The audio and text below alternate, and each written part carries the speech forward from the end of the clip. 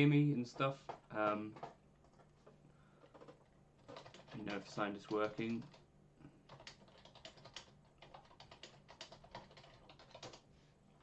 Hopefully it is.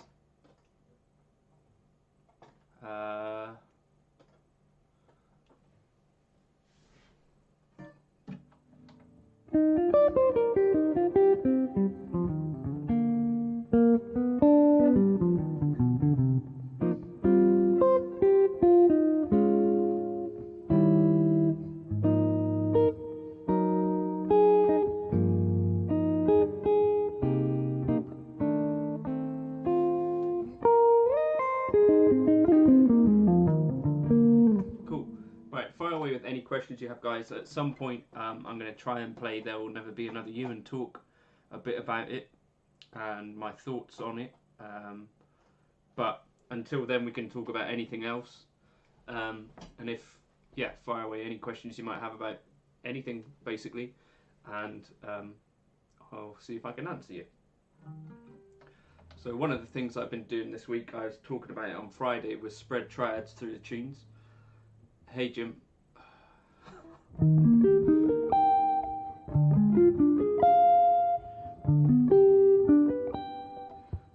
So that's kind of cool.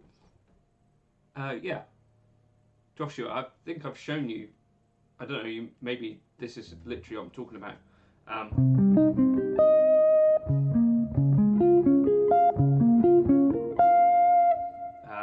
Then where do we get to?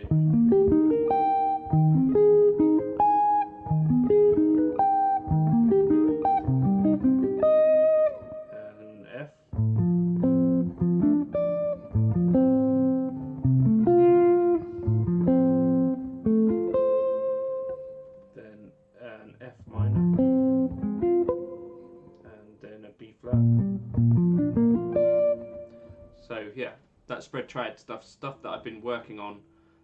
The example that I kind of gave on Friday and uploaded probably changed a bit too much per bar for me to find it easy enough to actually apply. So what I've been trying is, and then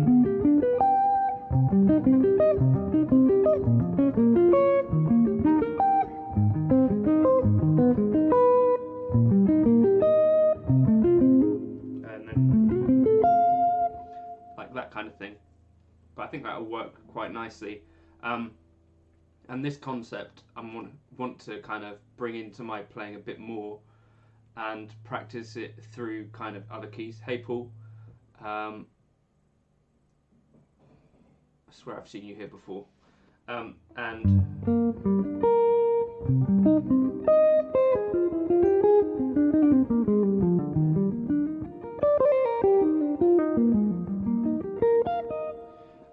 So Hector, when I'm thinking about, it's a mixture of all three of those things. So I'd probably be thinking, what's the note name of the root of what I'm playing over? So, you know, if I'm playing over an E flat major, in my head I've got an E flat somewhere, for sure.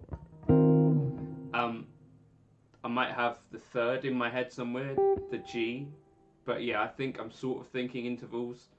And if it's a pattern, and sometimes it's patterns, but it might be something like that, which I don't see the note names flash through my head as I do that.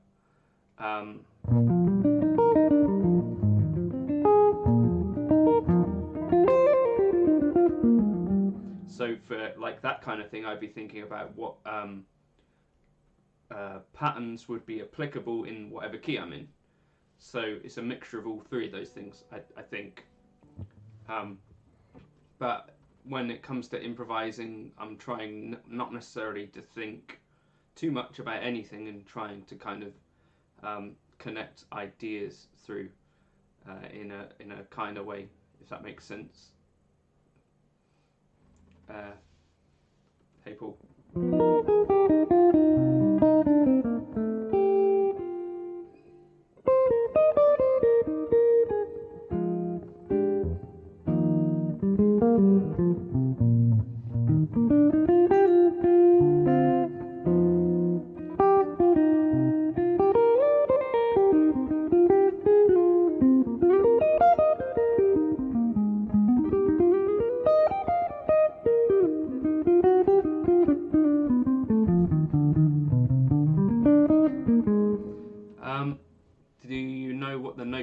to play is going to sound when improvising. I have a sort of feeling on this. I know the fashionable thing to say is that you hear everything in your head before you play it. And the person that I think talks most honestly about this is Julian Lage. And he said, well, no, some of the notes and stuff is like a surprise, and that's kind of the fun of playing the guitar, if that makes sense. And I feel like that's part of what's true. So for instance, like if you play like a blues lick out of context, so you know, like in the middle of There'll Be Another You can sometimes just jump into the whatchamacallit, that for me, so I'm in E flat major, but I just jump into some E flat blues. That to my ear is a surprising sound rather than something that I could sing out each note of, and I think that's part of what makes it fun to play guitar, if that makes sense. I think, yeah, that's my sort of answer on that. So I can sometimes, if I want to kind of sing every note, there's some ability to do that, but I don't necessarily think like that all the time. And yes, I think there's an element of unpredictability. I couldn't, definitely over some of the jazz stuff, I wouldn't be able to sing every note that I play. Maybe there are some people that can do that, but I think there's also a bunch of people that say that they can that probably can't. Because I think it's one of the fashionable things to say, almost like people that say I don't really listen to guitar players, sort of. Rig rundown. Right now I'm using the HX Stomp. I'm using the dual jazz tone, which is a compressor running into a Princeton, I think, and also a Roland Jazz 120.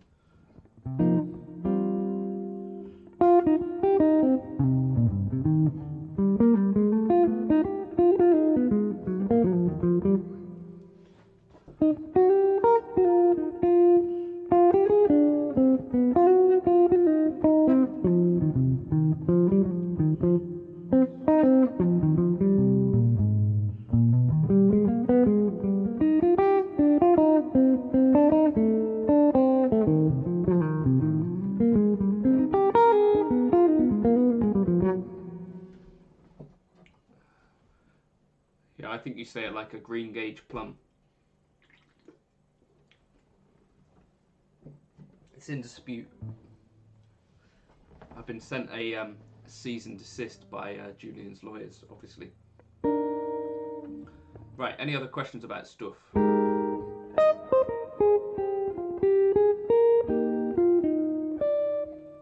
Favourite rig to gig with? Generally, I've said this quite a few times, to be honest. Any gig where I'm using in-ears, I feel like it really doesn't matter what I use, because generally they just sound and feel awful.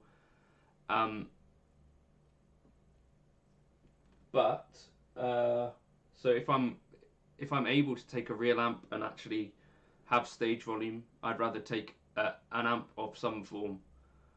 So it'd be a Mesa Boogie, anything. Hey Jim. I'm probably going to do a KTR versus the Minotaur at some point. The thing is, generally when you plug into an HX Stomp, so if you plug a real pedal into an HX Stomp, you'll find that they sound remarkably similar to the models. However, if you go in front of a real amp, the differences are kind of more obvious. So I think this is a thing that seems to happen anytime you plug a pedal into an amp. The differences between stuff is more pronounced than if you were to plug into a modeler, whatever the modeler is. I found that with like the I did some videos of a Boss SD1 and a Boss SD1 Waza Craft, whatever they're called, and I found that into a modeler it was kind of difficult to tell any real difference in them, but when you plugged it into a real amp it's a bit more obvious. So I'll do the test in front of an HX Stomp, but that's the caveat that if you were in front of a real amp, I think you'd probably notice the difference a little more than if you were just going into a modeler.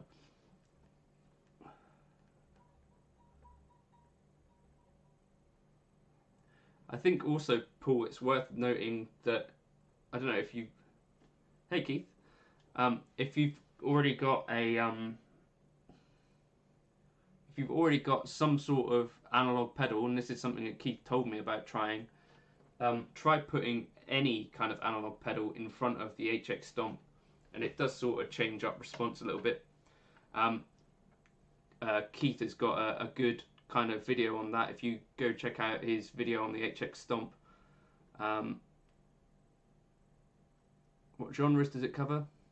It covers basically all the stuff you hear me playing on the channel, Horst. And if there are any Helix or HX Stomp tones that you've seen me using, feel free to say, is this one in there? But basically it covers like Eric Johnson, Andy Timmons kind of stuff, as well as my jazz tones and all of that sort of stuff.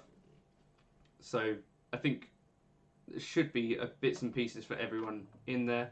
Everyone who likes the sort of tones that I get is what I really should say, isn't it? So keep firing away with questions. That's how this thing works. At some point we'll talk about There'll Be Another You. If we want to talk about it, we can talk about anything else. Hey Keith, did you watch Rhett's Vox AC30 video yet? And did you fact check it?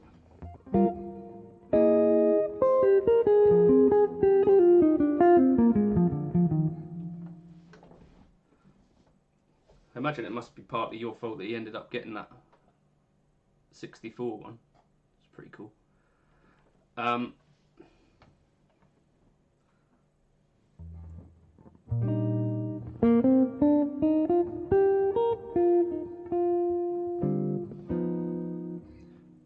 My straps are Franklin straps. They used to be run by that's hilarious. They used to be run by Greg Bennett, who I think died this year, unfortunately. But in the guitar world, he's kind of invented quite a few different bits and pieces, like the glider capo, and he's certainly been behind some really cool companies. Hi Thomas, Spread Triad Man.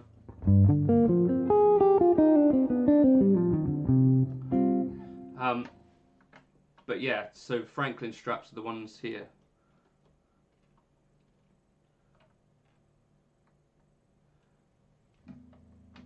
Yeah. At the minute, Keith, I'm going through trying to get rid of some stuff kind of phase, because I feel like I've got a few pedals that I never really use, and realistically, am I ever going to use them? Probably not. So I'm putting some stuff up on eBay and bits and pieces. But I was thinking of selling this guitar at some point, but I'm kind of glad that I didn't know, because I'm starting to get to like it in a way.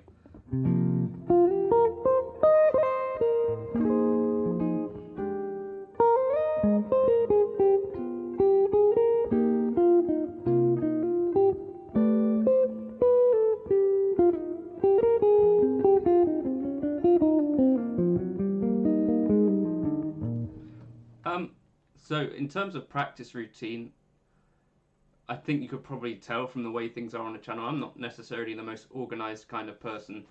I guess that probably you can tell that anyway from my playing.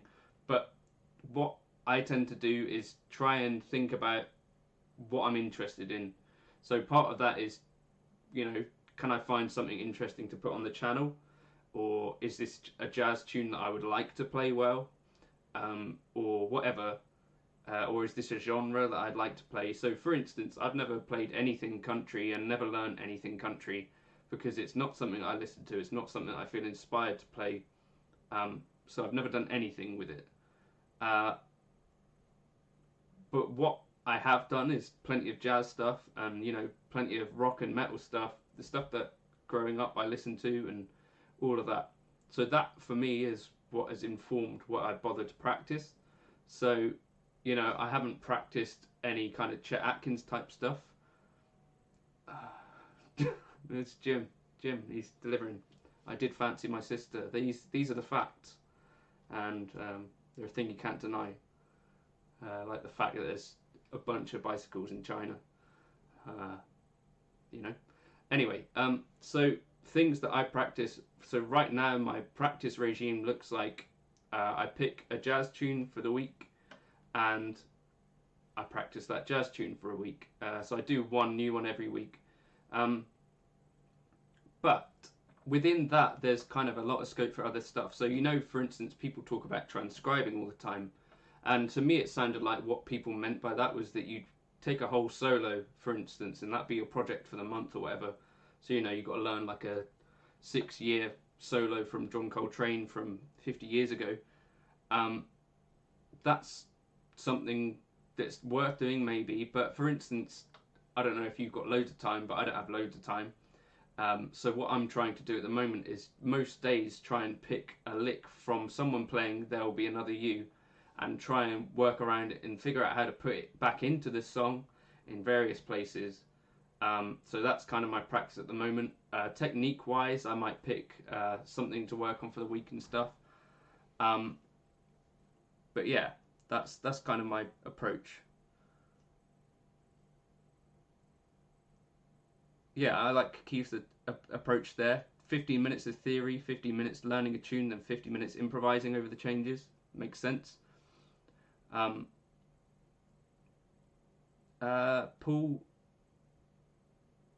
yeah, so that's a good question. The sag and bias and stuff like that.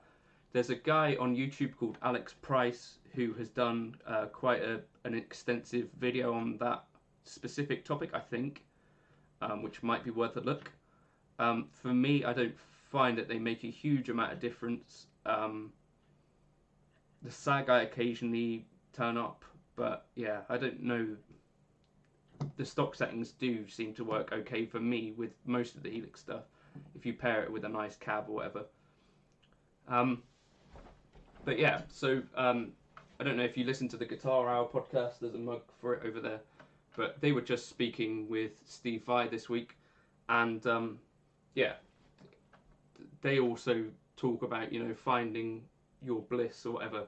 So finding a thing that you want to play or want to practice where it doesn't feel too much like practice. But for instance, I tried to keep in mind a few sort of concepts that I'm trying to bring more into my playing. So a few months ago, maybe, it might have been something like, so take a G7 flat 9, I worked on a bunch of arpeggios for it. That's not one.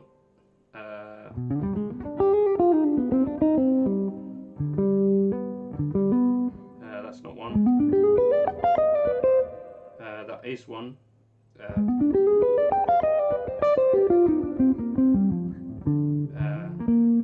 Where are we?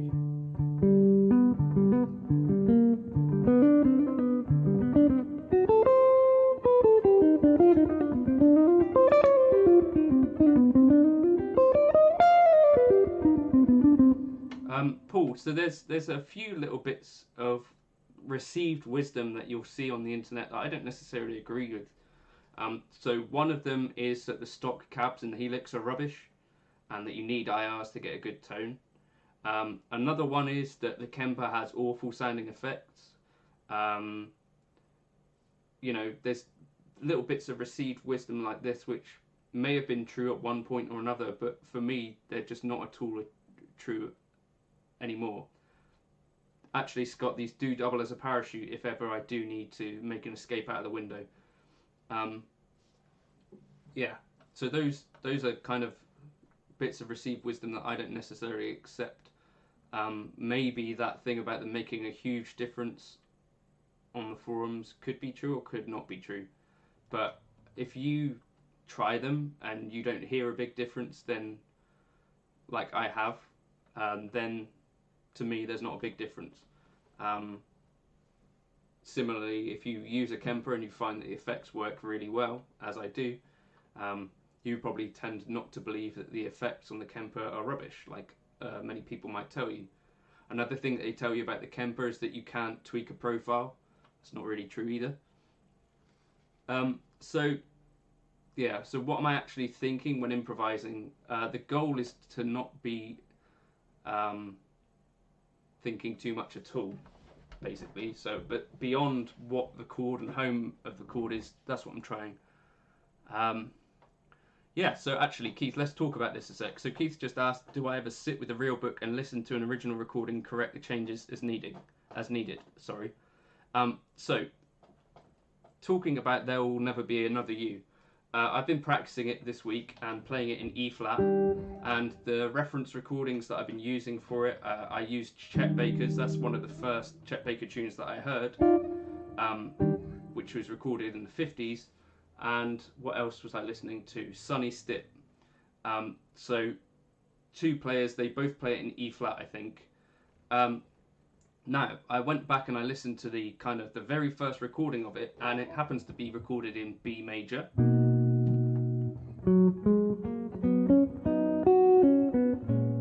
And so you'll see most of the time, so if I talk about it in E flat major for now, so the kind of real book changes, say D7, minor 7, flat 5, so like a minor 2-5-1 to C minor. So what actually happens in the recording is that it goes to just a straightforward 2-5. So it's a G, just a D minor 7 without the flat 5 to a G, then to C minor. So that was one kind of small difference, but significant. So it kind of changes the sound.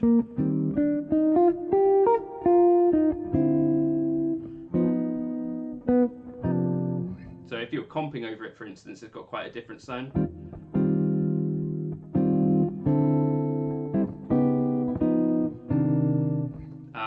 And I think it's kind of definitely changes the way you might improvise over it. So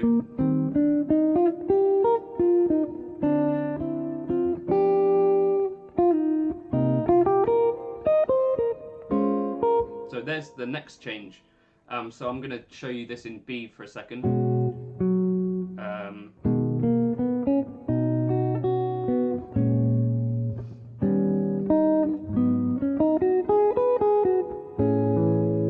So that's what happens on the actual recording. So it goes to like an A major.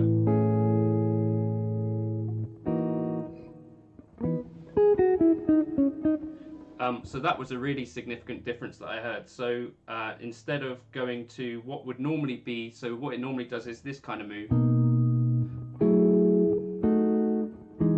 So like a 2-5-1, back to the 4. So instead of doing that, what he's actually doing, or yeah, Harry, I think is the guy who wrote it, is hitting that A major, which has a really kind of unexpected sound. So I heard the original recording and I was like, that's interesting. So in the key that we're going to play it in,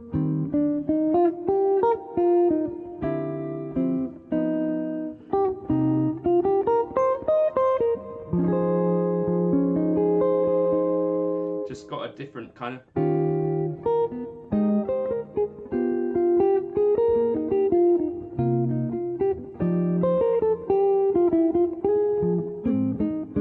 and then the one final difference that I kind of found was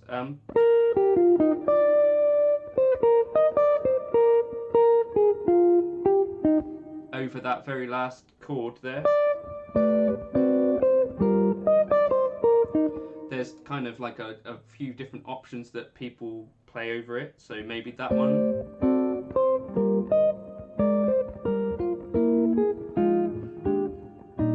What it actually does on the recording is it goes to this kind of this C minor 6 kind of sound, or just basically from C melodic minor, which is kind of cool, I think. So it's got a different kind of sound. So yeah, that's, I don't ever sit with the real book and learn these tunes as it happens, but it's interesting when I come to kind of talk about them, and I generally pull up a page from the real book like here and see what the differences are. And so, I mean, that minor 251 sound compared to the, it's kind of different. Yeah. There are different feels of every key for sure, and yeah, I think that's cool as well. One of the things that I don't like so much about kind of the gypsy jazz thing is that you get a lot of keys kind of in the G, A, those kind of keys, and I feel like I play slightly better in the flat keys and stuff. That's generally how I feel. I feel like playing in E flat and C minor and these kind of keys I prefer to playing in a straightforward G major. I know another thing that jazzers will say is to learn something in every key, and I don't know that that's necessarily practical for most people in terms of time, but I do think it's worth learning a song in a few keys, so maybe one or two gets the gist of the job done, if that makes sense. So you don't necessarily have to learn a whole piece of material in 12 keys. If you learn it in a few keys which are different from each other and slightly distinct, he's getting a dude, Jake. Then I think you get the gist of what the lesson might be from learning it in every key. So for instance, I'm playing it in E flat here, and I'd learn it also, or can sort of play it in B major. It's kind of fun. Bit off topic, have you ever thought about using a DT25 amp and a Variax with the Helix? I've never used the Variax and never really wanted to try one particularly, and a DT25 I've not tried either, but you can pick them up for quite cheap now. Louis Armstrong, he's one of the original cats. Loved his work in the Jungle Book. Right, so shall I try and play it? So you might hear, hopefully you'll hear me referencing, so I'm playing and I comped with a D minor instead of a D minor 7 flat 5, so you hopefully hear some of that language. Hey Thomas, I've only just got the power cab, so I'm going to be experimenting with it.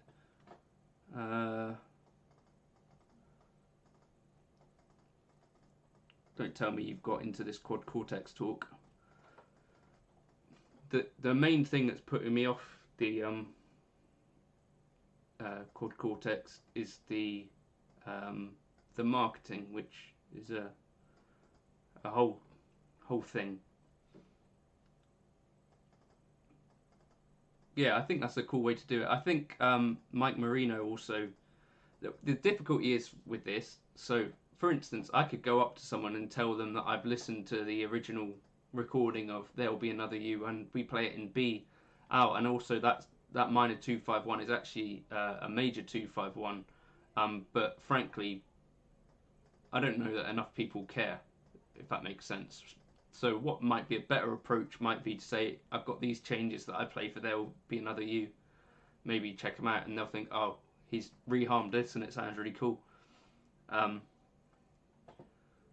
I think the other thing is that I've read some people say that the Power Cup 2x12 has Neo speakers in it,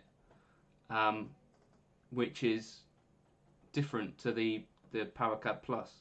I know Rhett says that he prefers the smaller Power Cab. I don't know what Keith has got. He'll probably jump in and tell us, hopefully. Could you tell us, Keith? I've not played the bigger one. I've played the small one, and I turned it up loud the other day. I'm probably going to do some more videos on it for sure as I get to know it a bit more. But when you turn it up loud, I found that I did want to do some high cut stuff compared to a real cab. But that's fine. That's not a negative or anything. It's just what it is. So yeah. Yeah, marketing or propaganda is the question. I don't know. You got the single as well. So yeah, the Power Cab 2x12 Plus, I think has got slightly different speakers in it to the small one. Whether that's good or bad, I'm not really sure. But I'm imagining Neo speakers do have a slightly different thing, I think. Yeah, the transposing on the fly thing. Yeah,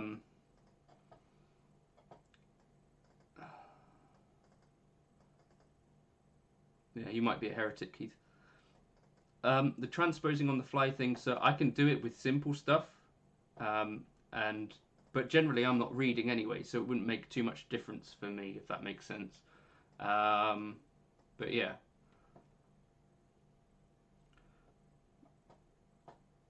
Yeah, I think it does have a slightly different feel to studio monitors, certainly when you're using it in speaker mode. I was sort of worried, I said this in the videos, that I might have to tweak my presets and stuff too much to make me actually want to use it, but generally you can just turn off a speaker and then turn on the speaker. So I think I was using the Black Shadow and the Creamback models, and I was enjoying it, and yeah, it brought the kind of helixy tones to life in the room. I also tried it with my not my Quad Cortex, I don't have one of them, my FM3 the other day, and that was kind of cool as well. Alright, we'll talk about other stuff until Keith gets back, and we can try and do some stuff. Yeah, he'll do that to you. What's the Strandberg that Keith uses? They've got that Tele one, haven't they? Which looks like a different thing. The other now, just as someone who's tried doing reviews of stuff, it doesn't necessarily, there's like no reward for it. For instance, you know, like I did that kind of review on the Boss G2000 Core. As much as some people want an honest review, there's like the feeling generally is that people will then call you a hater for like saying things that are potentially true, or they'll assume that you're biased in some direction. Yeah, so my comping approach was inspired by someone like Jonathan Kreisberg specifically, where the melody was the more important part. So it's sort of thinking of like two hands, so two hands of a piano, obviously. So you're not necessarily thinking, you know, I need a chord for every single beat. Like maybe I just think that it's a different style to what I'm trying to play. So I think the chord melody stuff that I do sort of lends itself to ensemble playing a little bit. Yeah, right, so let me try and play this and see what happens. I think I've got 3 bars in.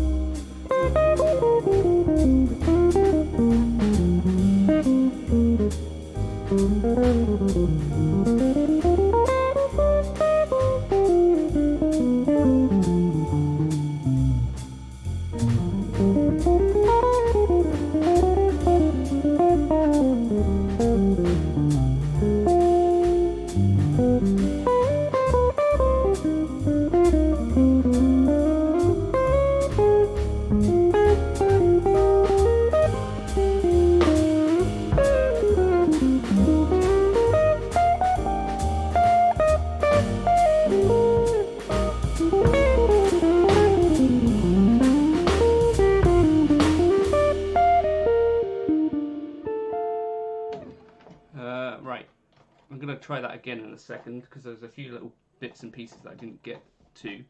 But yeah, that's hopefully that sounds like I listened to the tune at least before. Questions. One thing Thomas wrestles with jazz, even if people were gigging, there are not many gigs for jazz. Yep, you're absolutely right, and there's no money in it at all. So, yeah, do it because you want to do it. The other thing is that even some of your favourite players who maybe aren't jazz players have dabbled in this jazz stuff and do know jazz, so I think it's just something that can help all round with your music and stuff. Yeah.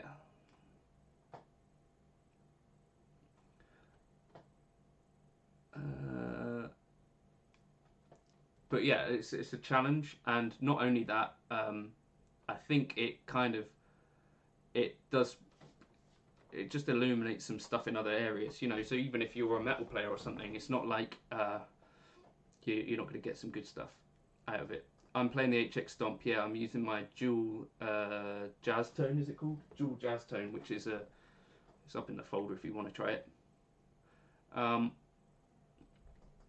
Ever played a Duesenberg? I have not. They're German made, aren't they? I think. Sort of look a little bit Gretschy. So another thing that I did this week was, so I said I was listening to Sonny Stitt, Ones Without Roots, partial chords. Another word for that would probably be shell voicings, I'm guessing. Is that what you mean? Right, so what am I talking about? Sorry, yes, Sonny Stitt I was listening to. So I picked, like, I was listening to his playing, like, every day. So I found some, like, licks that I wanted to play in the tune. So the first one that I happened across was... So I learnt that one. What else was there? There was another one... That one was one. Then there was a double speed or double time one.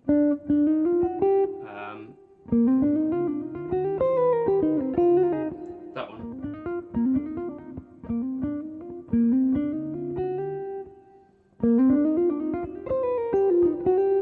That was one. What else was there? There was... there's definitely one or two other ones. This one.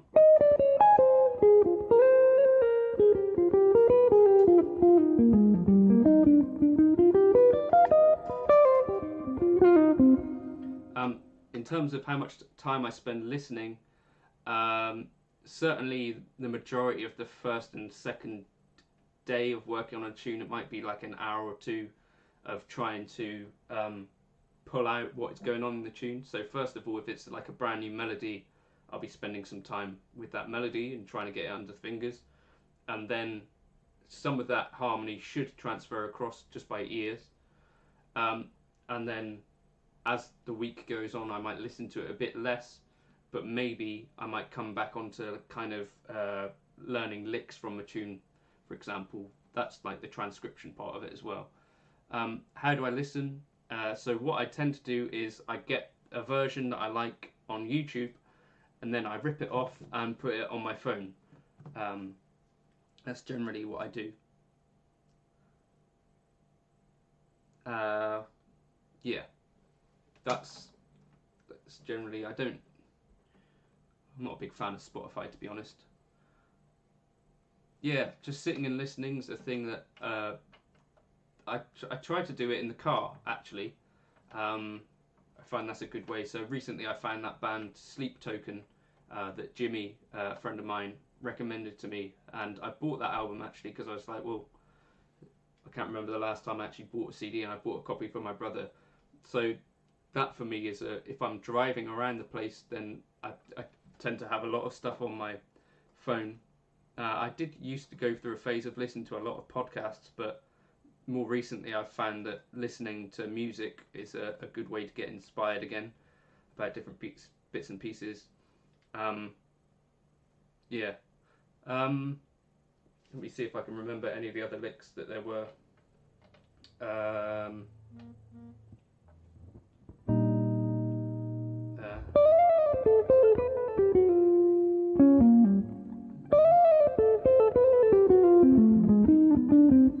There's one.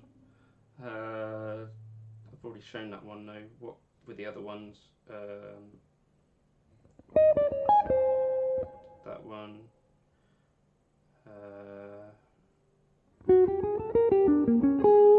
There was one.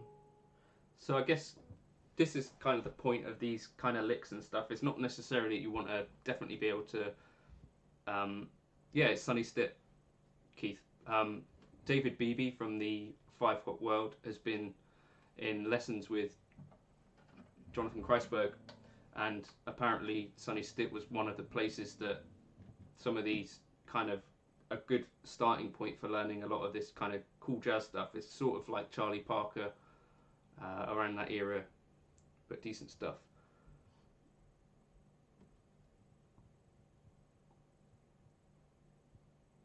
Yeah, we're not really in the car that much, are we, at the moment? But there was at least one other lick, which the only licks that I bothered to break down were ones that I really liked the sound of.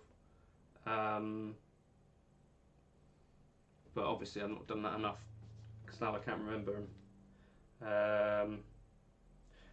When I was playing over if I was doing the D minor 7 flat 5, I was liking the sound of that spread triad. But although that will still work actually if I just do it as a D minor spread triad instead. Right, I'm going to try it one more time. Feel free to keep asking questions and chipping in, and let's talk about this stuff a bit.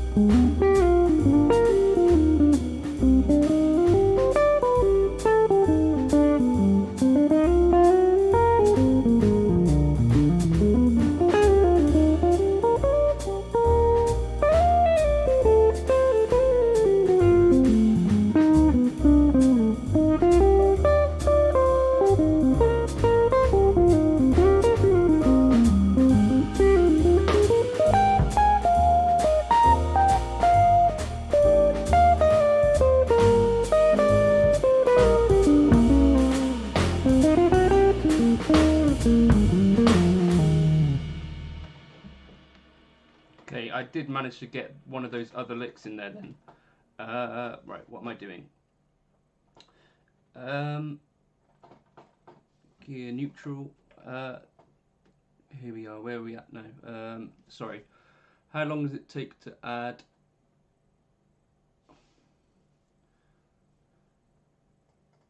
Yeah, getting together to find other people who are into it and are like into your interests, I think is a good way to get into the jazz. That's something that Gypsy Jazz World has got really right. And like beginners and experts all get together, and it's kind of just a chance to play music. How long does it take to add a lick to a vocabulary? Well, I don't know that that's necessarily should be the goal, but to be able to regurgitate it, the way that I practice it is that I would just try and play it in place. So, for instance, that lick, I would count as to, so it happens on the second, just after the second beat of the second bar. So I'd just try and place it when that came, if that makes sense.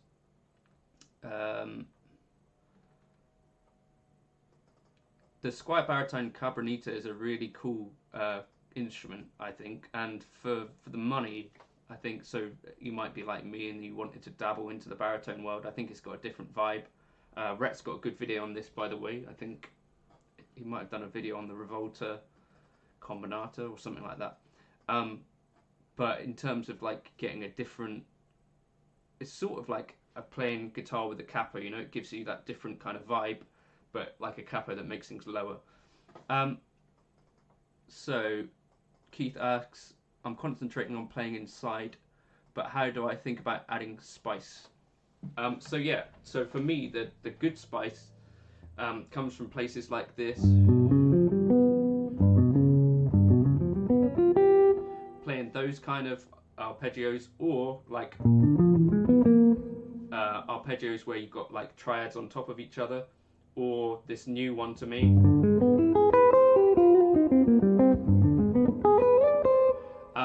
Or spice can come from the blues scale, or I think of altered lines as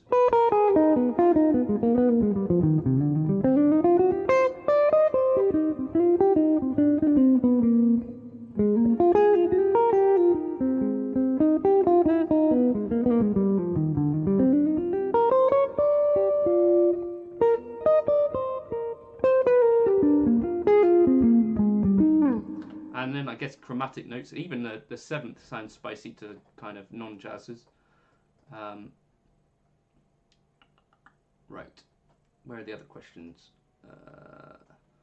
What do I have covering my neck pickup? So I've got a piece of masking tape, and because I was, when I first got this guitar, I basically tried to mic it up at the same time, sort of like a Tim Miller thing. And I was finding that picks, because I like to pick over the neck humbucker on a hollow body, because of the height of the pickup, I was hitting it sometimes, and it's a bit quieter when I've got the masking tape on it. That's the only reason. Nothing big. When are you going to make a course for beginners in jazz guitar? I kind of define myself as a beginner. This, incidentally, is one of those tunes that I think is definitely worth looking at. There Will Never Be Another You is not one that made it into my kind of top 3, but this was one of those tunes early on, so sort of about 8 years ago or something, that maybe 8 or 9, that I heard Chet Baker singing, and I was like, that sounds like jazz to me, but it sounds like the kind of jazz that I want to play. I think that's the main way that you should try and get into jazz. Find stuff that makes you want to listen to it, probably. So this for me is a tune that's not, it's not ridiculously complicated, but it does do typical jazz stuff, and basically it's still one of those tunes that people like Julian Lage, or those kinds of people still play, and I think it can sound as good as you want it to, sort of like Autumn Leaves.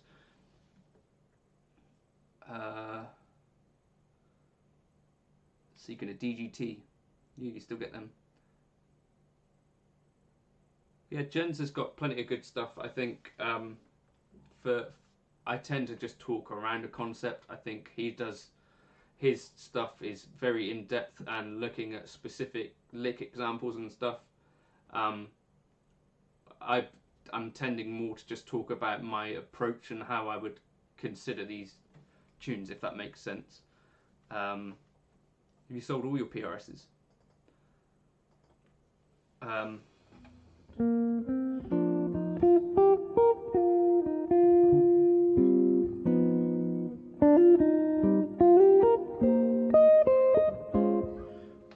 The reason I put up my chord melodies though is because I think in some ways it does help to see what someone else's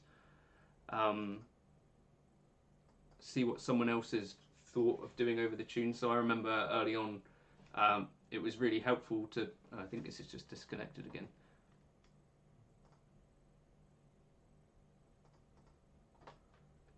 I think it was really helpful to see someone else's kind of ideas, and see how they kind of got through a tune, and maybe, you know, for me to transcribe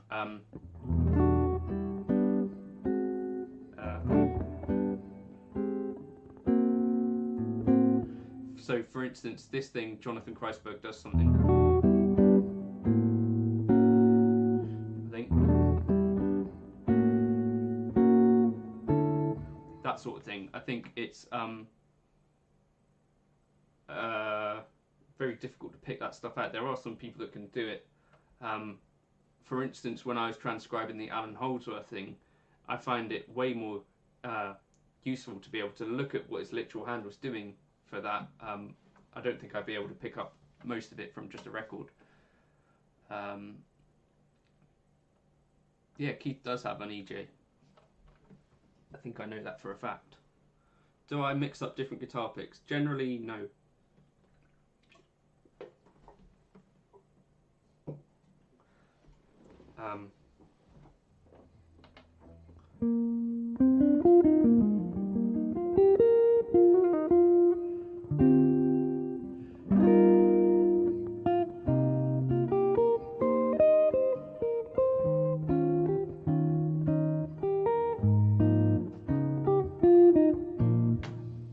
So, do you honestly want to know what I think about the quad cortex? Does it even matter what I think? Because it's inevitable, isn't it? When it comes, it comes. I've been experimenting with the neural DSP stuff, and it's cool, and I think it looks really good. I've experimented with it alongside Helix Native, and this morning I experimented with it alongside Amplitude 5.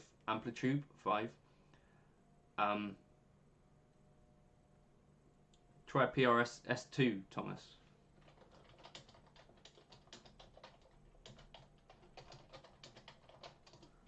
The gear on my Christmas wish list. As much as I'd like to have a quad cortex for the channel, I don't think that's going to happen. I'm more selling gear this Christmas than trying to get any more. I did just get a Seymour Duncan power stage to try alongside the power cab, and I'll probably do some videos on that at some point. But yeah, nothing particular.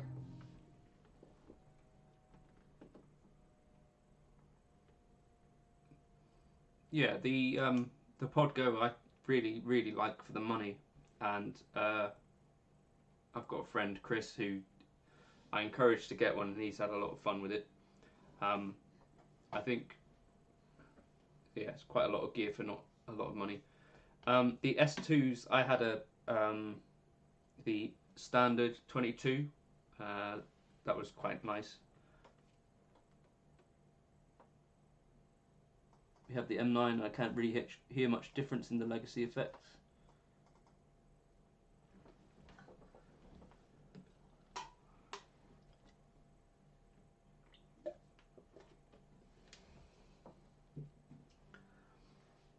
I think in some ways the success of the quad cortex will be built on, in some ways, the complacency of Kemper.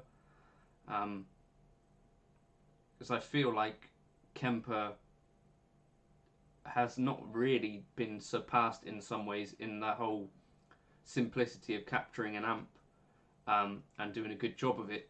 But I think they didn't ever update like the signal path stuff. They were a bit late to get their PC editor together, and so there's an alternate universe where Kemper brings out, a Kemper that's capable of loading dual profiles or something like that, or with a more complex signal chain. And I feel like, I feel like there's an alternate universe where they did some stuff. They do feel old, but I don't think they've particularly been surpassed in the. Like when I did that, I profiled the Fender Champ, and I was kind of still blown away by the job that it did. Yeah, Fenton got hold of one of my expensive picks. Do I think Telecaster sounds good for jazz? Well, so if you listen to a guy called Ed Bickert, he sounds pretty incredible. He played a Telecaster. Ted Green plays a Telecaster. Tim Lurch plays a Telecaster. Julian Large plays a Telecaster. Gilad Hexelman plays a Telecaster. You can get some great tone out of a Telecaster.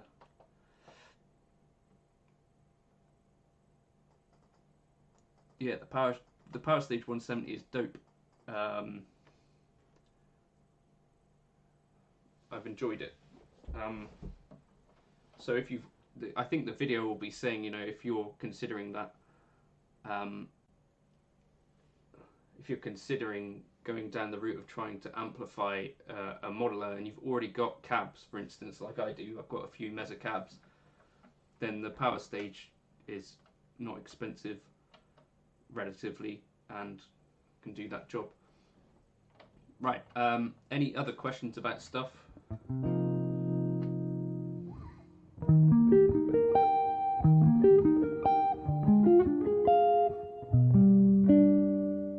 This is hard. And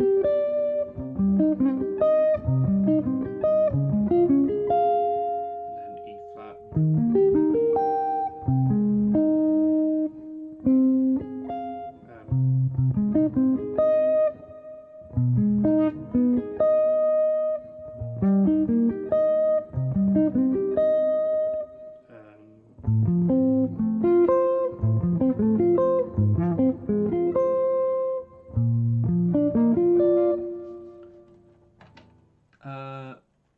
Some licks about Mateus in his videos. I found his point.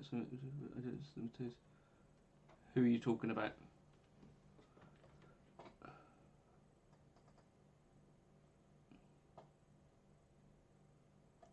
I definitely think Mateus Asato is a better guitarist than me. He's incredible. The reason I can't, did I break down any of his licks?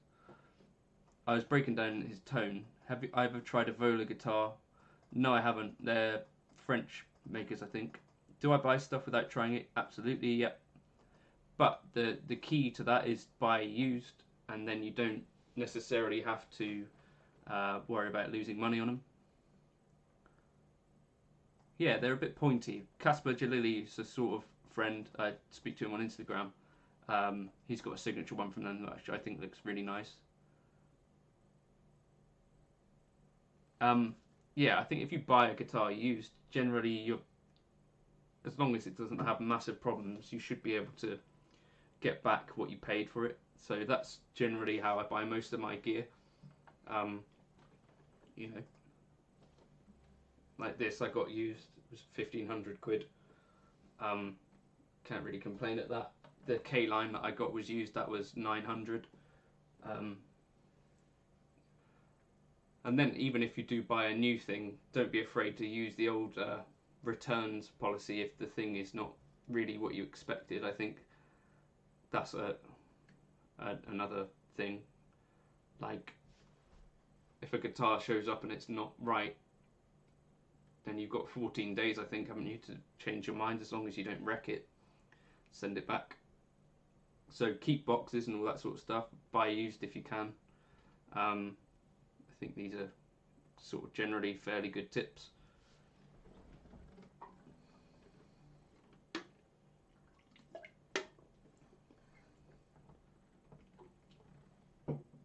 What do I think we as musicians need that may be around the corner?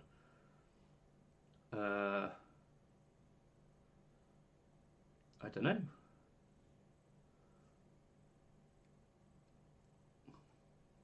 I don't know. What do you feel like we're missing? Kemper too. Carlo, how heavy would you modify a Mexican Strat, and do you prefer floating or decked bridge? I don't think I'd bother to modify a Mexican Strat at all. I had a Fender Road Worn back in the day. That was really nice as it was. So try that. Floating on the K line, I've got a floating bridge. On some of my guitars that I made myself, I deck them. So yeah, depends. So the tremolo is about the only difficult bit to fit on a Strat. So if you don't get it properly right, it's a bit tricky. So decking if you flatten it to the body, it kind of can get rid of some of those setup issues. Did you buy my Sire used? No, I bought that one new, but I think it was a floor model. Strings on this guitar, some sort of flatlines. It's got the same ones that I bought, the same ones as it had on it. They are flat wounds, probably about 11 gauge or 12, so fairly light. I'm not a YouTuber, I'm just a guitarist. See, going up, using the third fingers in some patterns. Do I have to use the same fingers? Choose what's comfortable for yourself. Yeah. So generally for me, it's going to be based on the 3-note.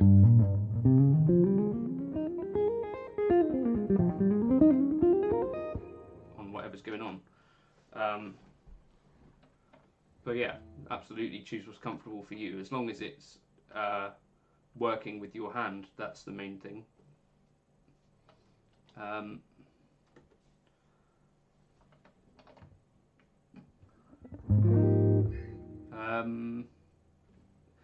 I think we talk about, has anyone got any ideas for lick videos that I could do next week? What I'm thinking of doing tune wise is A Child Is Born, because that's my favourite.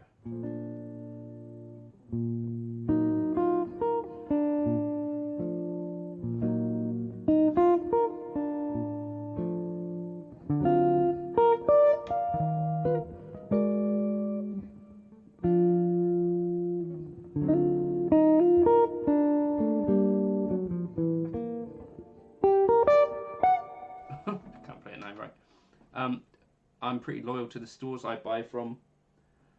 Do you feel that way, or go for the best deal? I would go for the best deal. I don't have anyone locally that I buy from. So for me personally, yeah, it's the best deal is what I'd go for.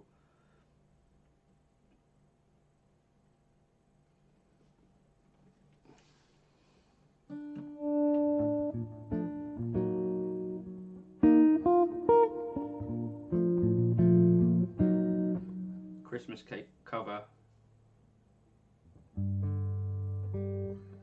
What was that?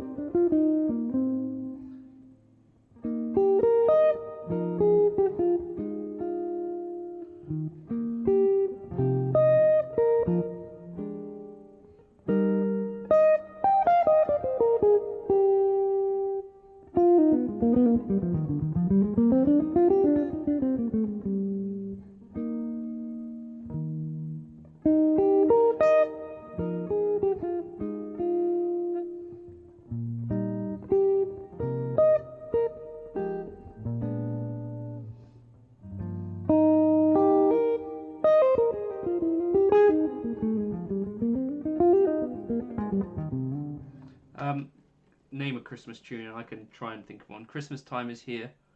I've not heard. I don't think I've heard it anyway. Might have. How long did it take till I felt comfortable with 3 note per string pentatonic lines?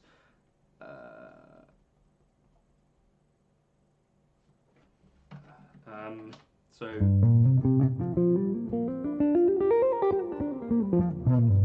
that sort of stuff.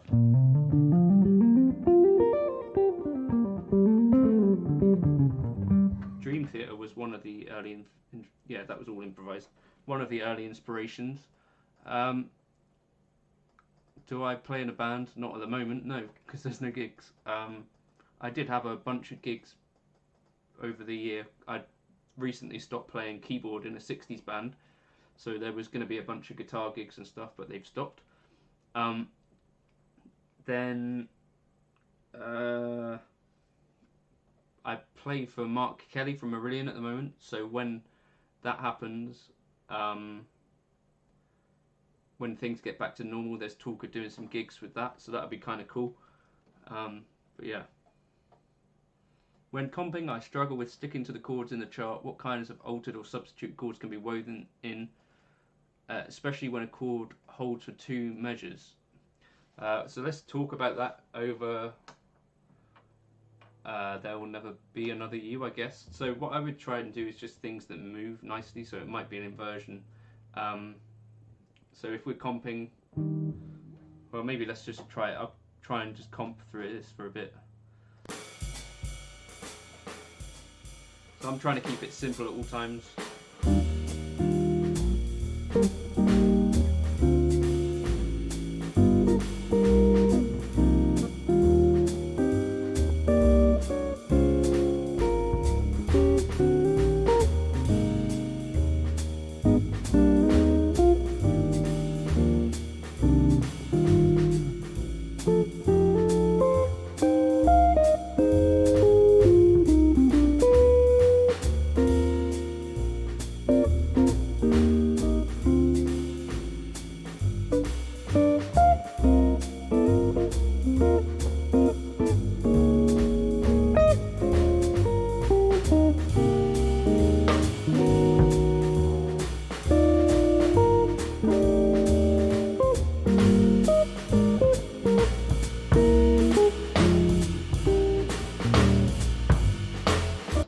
That sort of thing. So although I've got the chords in my head, I'm also trying to think of a bit of a melody. So moving things kind of.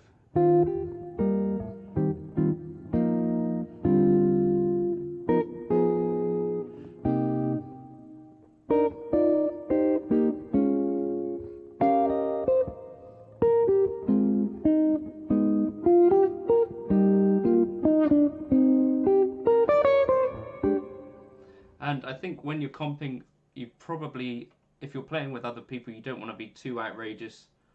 So you don't, that was probably too busy what I was doing there. In terms of altered chords, then I would just pick that sort of stuff.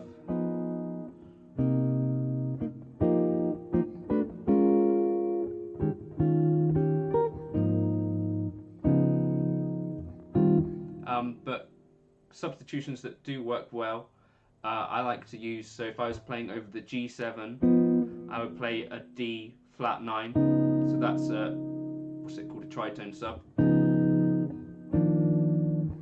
Yeah, and space is great, and also these kind of little spread triad things are kind of good, so I'll do a spacier option. I think also space is a thing that once you learn to like it, it's kind of got a cool sound.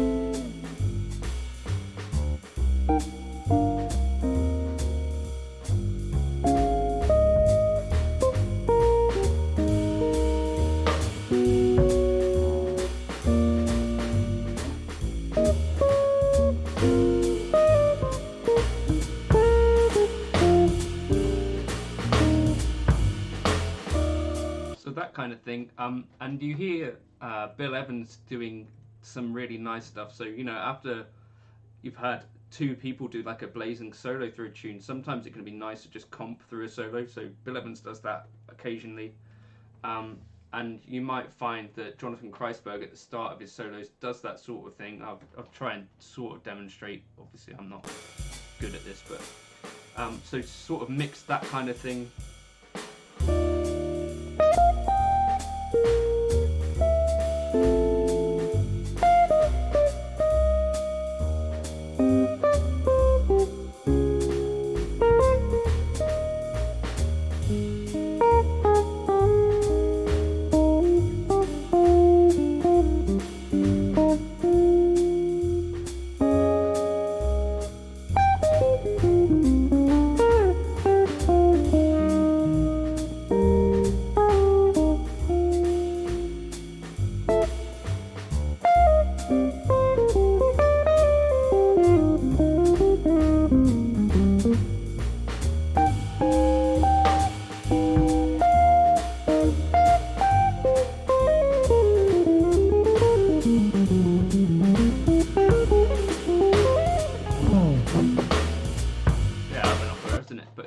Sort of thing. So mixed in these kind of spacey triads with some simpler melodies kind of works quite nicely.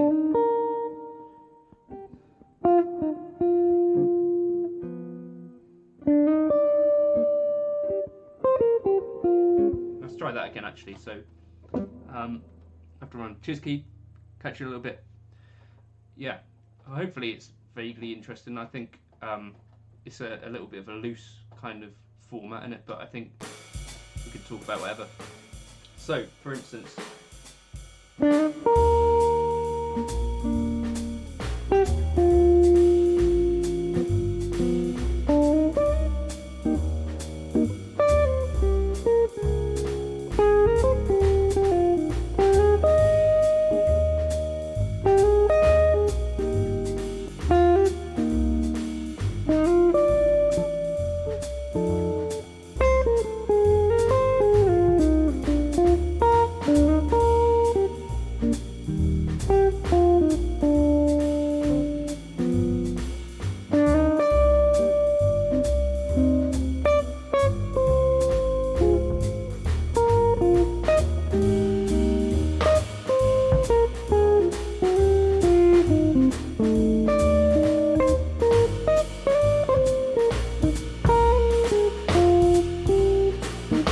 could work for comping too.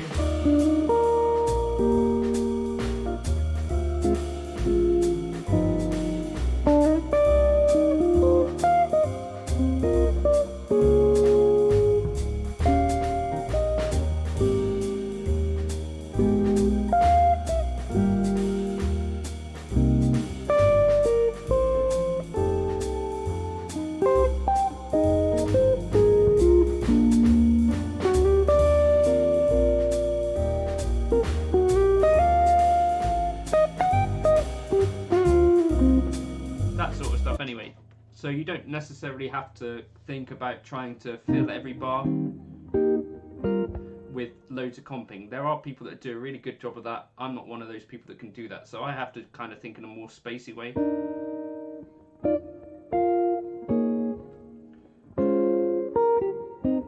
And think about connecting like the melodies within the chords. That's the way I have to kind of think about it, rather than thinking about a million different ways to voice one chord. I have to think about the internal kind of sort of.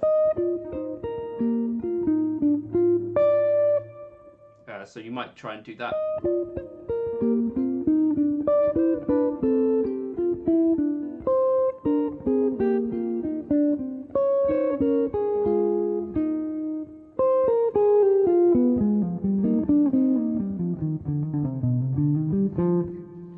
That sort of thing anyway. But yeah, that's kind of how I think about comping. It's all kind of connected back to the listening part of the tune and trying to pick out what happens on the original. Yeah, definitely no bending the strings, sir.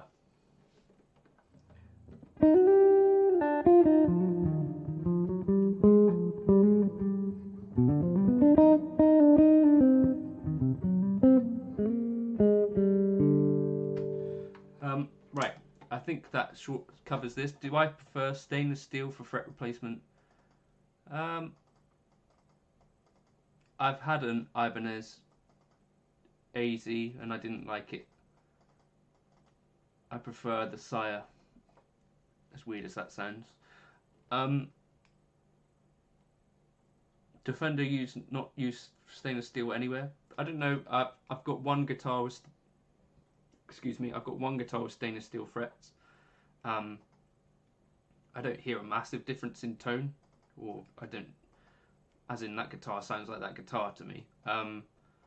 But if it was something like the K-line, which I'll have to re-fret one day, I don't know whether I would necessarily choose stainless steel just because I'd be worried about maybe it changing the guitar. It's a bit of a difficult one, isn't it? But people seem to like Sirs, and I think for a time they were mostly stainless steel frets, right? And I think the Ibanez AZs have stainless steel frets, and I didn't have an issue with the frets on those. It's the pickups that I didn't like so much. Am I self-taught? The answer is yes. Although I had piano lessons, so that might take me out of that category. I don't know. Depends on your view on that. But I'm self-taught on guitar, yeah. Right, any last questions? This tab and backing track is going to go up on my Patreon in a second. I've actually already done the chord melody, so that'll go up very shortly. Any advice on how to solo like I do? So I would say practice trying to play melodies. So, you know, listen to the tune There Will Never Be Another You, for instance, if you're playing it.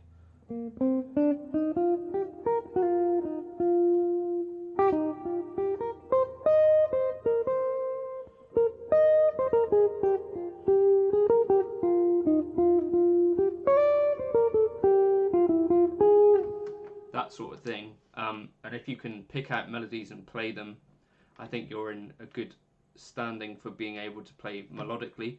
And then as for hitting chord tones, things that I've practiced is kind of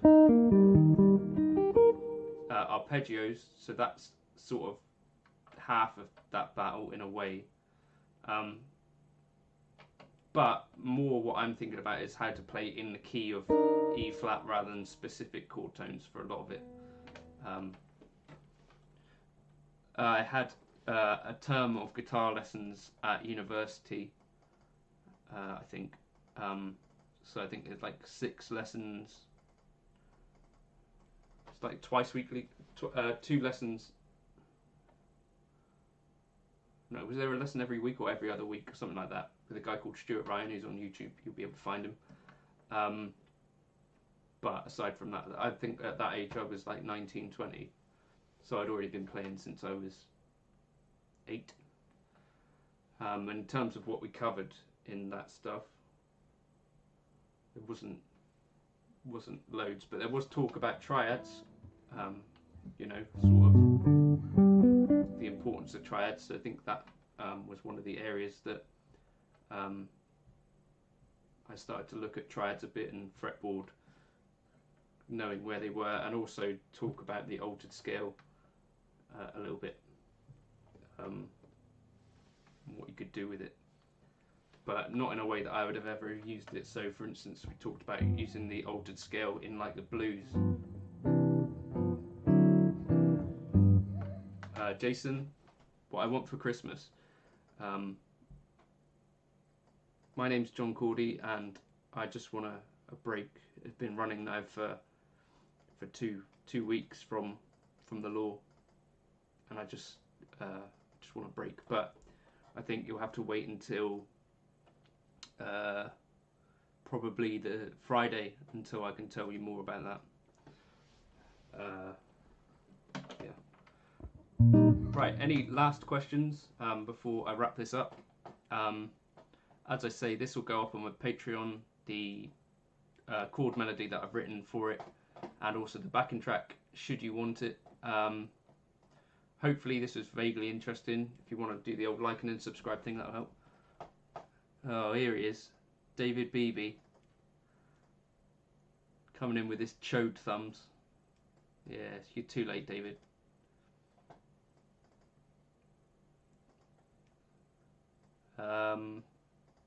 Yeah.